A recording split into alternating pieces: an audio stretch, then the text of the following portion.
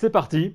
La Grande-Bretagne est le premier pays européen à avoir lancé sa campagne de vaccination contre la Covid-19. Au même moment, une autre campagne de désinformation, celle-là, laisse entendre que c'est grâce au Brexit que les Britanniques font la course en tête.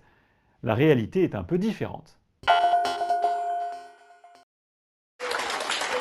Cette Anglaise de 90 ans est la première en Europe à avoir été vaccinée. Des membres du gouvernement britannique ont affirmé qu'il s'agissait là d'un des premiers effets du Brexit. Nous avons pu approuver ce vaccin aussi rapidement uniquement parce que nous avons quitté l'Union européenne. Une affirmation relayée par le ministre de la Santé en personne.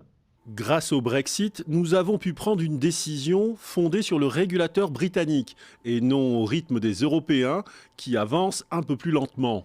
Ces deux affirmations sont fausses. Jusqu'à la fin de cette année 2020, la Grande-Bretagne reste soumise aux règles de l'Union européenne. C'est la période dite de transition post-Brexit.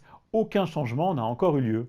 Comme le Royaume-Uni, dans cette période de transition, s'est engagé à respecter toutes les règles européennes, ça comprend aussi les règles communes qu'on a de surveillance des médicaments et des vaccins et de processus de mise sur le marché en commun de ces médicaments. Et donc, le Royaume-Uni doit respecter la procédure européenne pour autoriser, valider, mettre sur le marché un médicament. Concernant le vaccin anti-Covid, les autorités sanitaires européennes n'ont pas encore rendu leur avis, y compris sur le produit de Pfizer-BioNTech délivré depuis cette semaine en Grande-Bretagne. Si Londres a pu franchir le pas sans attendre les autres pays européens, c'est grâce à un texte européen.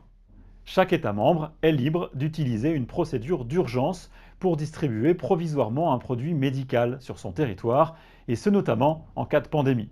Ils ont accordé ce qu'on appelle une autorisation temporaire d'urgence, qui est quelque chose qui est prévu par le droit européen et donc par cette directive qui encadre la mise sur le marché des vaccins et des médicaments. Dans le cas de la crise du coronavirus, on est dans ce cadre-là où ça peut être légitime de se dire on va faire cette utilisation temporaire d'urgence. Les deux ministres britanniques ont d'ailleurs été contredits dans leur propre pays par la patronne de l'organisme en charge de l'approbation des vaccins. Nous avons été en mesure d'autoriser la fourniture de ce vaccin en utilisant les dispositions du droit européen. L'exception à la règle européenne pourrait d'ailleurs aussi être utilisée prochainement par la Hongrie. Budapest envisage d'autoriser le vaccin russe dans son propre pays, là encore sans attendre l'avis des instances européennes. La Grande-Bretagne, elle, sera libre de faire ce qu'elle veut dès le 1er janvier, au moment où le Brexit s'appliquera réellement.